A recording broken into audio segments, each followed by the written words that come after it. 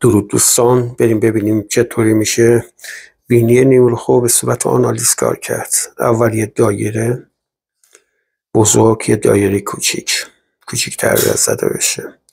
مهمه که دایره کوچیک‌تر باشه. یه دونه مستطیل داریم. مستطیلمون قدش باید به اندازه و 1.5 پهنای بینیمون باشه.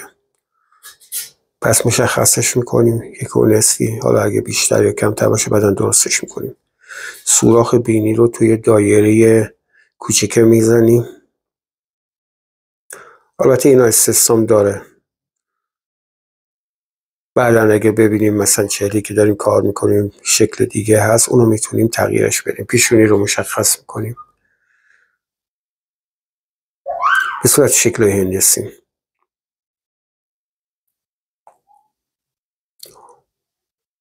حالا قسمتی که هست به اندازه 1 دونه چشم، اینو توی تمام رخ هم بهتون گفته شده که به چه شکلی کشیده میشه. مایچه هایی که هست روی بینی انسان مایچه هایی داره. اون مایچه ها رو مشخص میکنیم. سایه زیر بینی رو مشخصش میکنیم. سوراخ بینی هم هست و مایچه ها سر جاش داره گذاشته میشه. پایین بینی که به لب وصل میشه. نگاه کنیم بچه ها، قسمت بالا به اندازه نصف چشمه.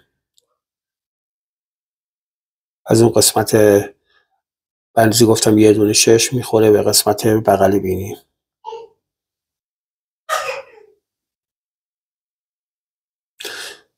سعی کنیم به صورت شکسته کار کنیم. و مایچه ها رو قشنگ مشخص میکنم براتون. مایچه هایی که توی قسمت های بینی هستش.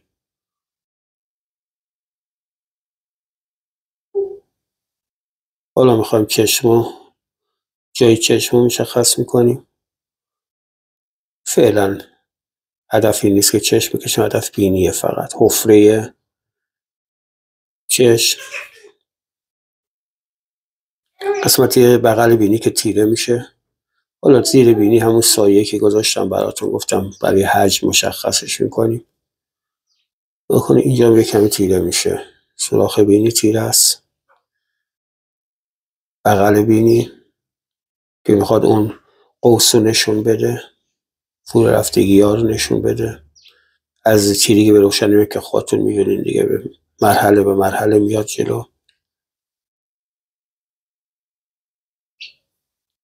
قسمتی که سایه و روشن میخوره، نگاه اینجا و اینجا نور هست که باز نور شدید و تو بالا داریم. تو این قسمت یکم باید تیره تر بشه.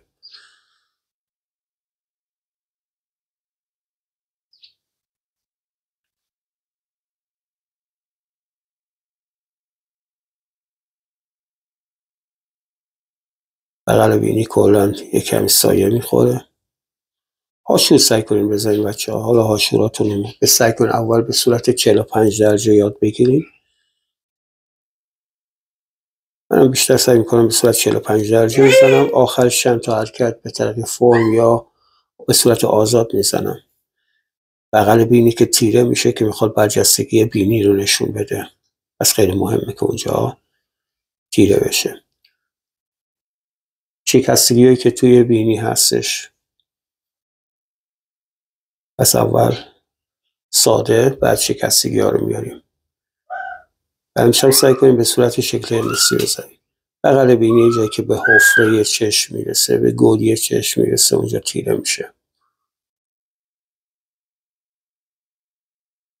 جو کاملا تیره است که خب ما هدف نیست که چشم بکشیم. هدف فعلا اینه که بینی بزنیم.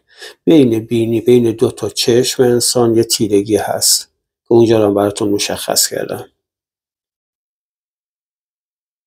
حالا چند تا حاشیه به طریقای مختلف میزنیم.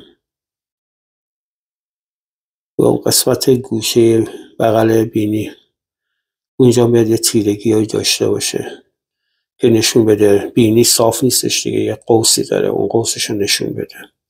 زیر بینی همیشه، سر بینی، قسمت زیر بینی توی نیمرخ همیشه تیره هستش.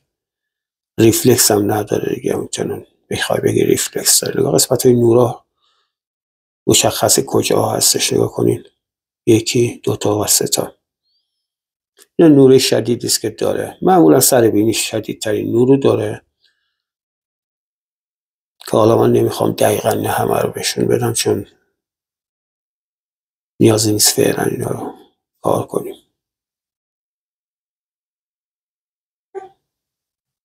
بینی انسان تقریبا کار شد.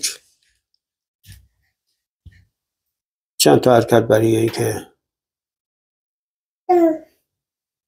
حس بهتری به کار بده، حرکت‌های تقریبا میشه گفت نقطه‌های تأکیدی که زده میشه.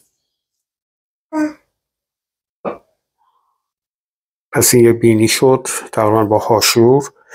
موفق باشیم.